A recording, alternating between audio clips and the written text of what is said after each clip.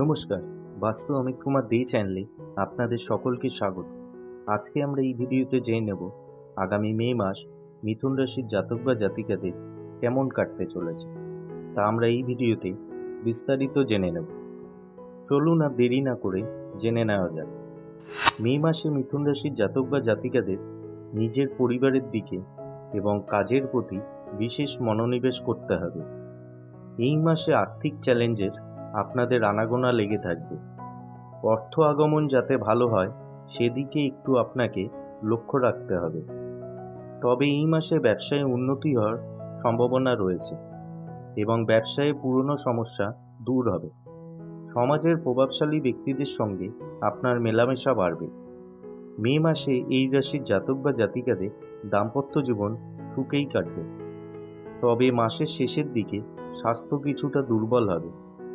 কেরিয়ারের দিক দিয়ে এই মাসটি ওঠাপড়ায় ভরপুর থাকবে। কর্মক্ষেত্রে চারপাশের পরিবেশ দেখে আপনার মন খারাপ হতে পারে এবং সহকর্মীদের সঙ্গে আপনার ঝগড়া বিবাদ হতে পারে।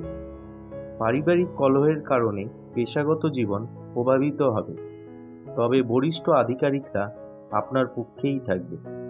এই মাসে আপনাদের ধনলাভ হওয়ার সম্ভাবনা রয়েছে। ব্যবসায়ীদের জন্য এই মাসটি অত্যন্ত অনুকূল। ব্যবসা বৃদ্ধির প্রবল যোগ রয়েছে। ব্যবসায় কোনো সমস্যা থাকলে তা মে মাসে দূর হবে এবং ব্যবসায় উন্নতি হবে।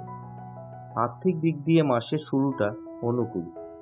একাধিক উৎস থেকে আপনার ধন লাভ হতে পারে। ব্যবসায় ধন বৃদ্ধির যোগও রয়েছে। আবার চাকুরিজীবীরা এই সময় অর্থ লাভ করতে পারেন। সব মিলিয়ে আর্থিক পরিস্থিতি ভালোই থাকবে। অতীতে শেয়ার বাজারে লগ্নি করে থাকলে তা থেকে আপনারা ভালো মুনাফা অর্জন করতে পারবেন। স্বাস্থ্যের দিক দিয়ে মিথুন রাশির জাতক বা জাতিকাদের মে মাসটি ভালো মন্দ মিশিয়েই কাটবে।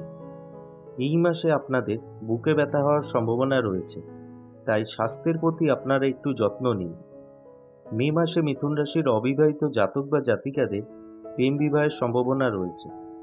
এই রাশির বিবাহিত জাতক বা জাতিকাদের জন্য এই মাসটি অত্যন্ত অনুকূল। দাম্পত্য জীবনে মাধুর্য বজায় থাকবে।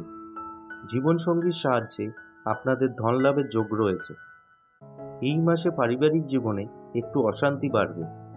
পরিবারের সদস্যদের মধ্যে সামঞ্জস্যের অভাব দেখা দেবে।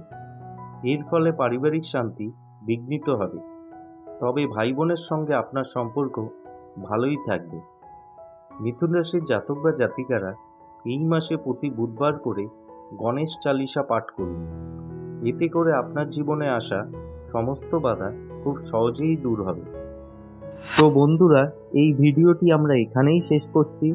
ভিডিওটি ভালো লাগলে আপনার বন্ধুদের সাথে শেয়ার করুন। আর চ্যানেলটি এখনো অবধি সাবস্ক্রাইব করা না থাকলে প্লিজ চ্যানেলটিকে সাবস্ক্রাইব করুন এবং পাশে থাকা বেল আইকনটি প্রেস করুন। ধন্যবাদ।